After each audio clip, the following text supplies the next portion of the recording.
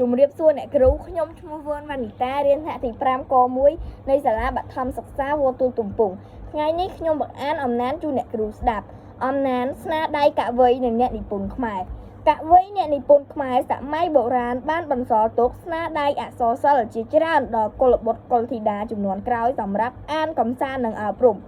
រឿងខ្លះជារឿងប្រឡោមបែបប្រឡោមលោកបុរាណសរសេរជាពាក្យកាព្យដូចជារឿងកាកីទុំទាវរឿងខ្លះទៀតជារឿងបែបសម័យសរសេរជាពាក្យរាយដូចជារឿងផ្កាស្រពោនកុលាបបៃលិនកវីនិពន្ធតាក់តែងឃ្លាឃ្លោកពីរោះរណ្ដំធ្វើឲ្យអ្នកស្ដាប់អ្នកអានជក់ចិត្តតាមដំណើររឿងជួនកាលធ្វើឲ្យពួកគាត់ខឹងនឹងតួអង្គកាចស្រឡាញ់អាណិតតួអង្គឆ្លូតរឿងខ្លះមានដំណើររឿងវែងតែស្ដាប់ទៅជក់ចិត្តអាចបំបត្តិការអប់សុខបាន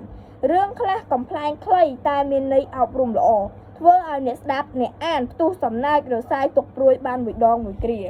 ក្រៅពីស្នាដៃដែលមានឈ្មោះអ្នកនិពន្ធនិងការបរិច្ឆេទត្រឹមត្រូវក៏នៅមានរឿងខ្លះទៀតដែលគេចេះចាំតគ្នាពុំមានឈ្មោះអ្នកនិពន្ធនិងការបរិច្ឆេទត្រឹមត្រូវឡើយយើងតែងហៅថាអក្សរសិល្ប៍ប្រជាប្រិយអក្សរសិល្ប៍ប្រជាប្រិយជាអត្ថបទរឿងខ្លីនិយាយទាក់ទងនឹងប្រវត្តិសាស្ត្រទំនៀមទម្លាប់ប្រពៃណីជីវភាពប្រជាជនហើយអប់រំប្រជាពលរដ្ឋយើងកុំឲ្យប្រព្រឹត្តអាក្រក់កុំឲ្យមានចិត្តនន្ទាឈ្លាននេះចេះស្រឡាញ់រួមកម្លាំងគ្នាកសាងគ្រួសារនិងសង្គមជាតិឲ្យរីកចម្រើនជានិច្ច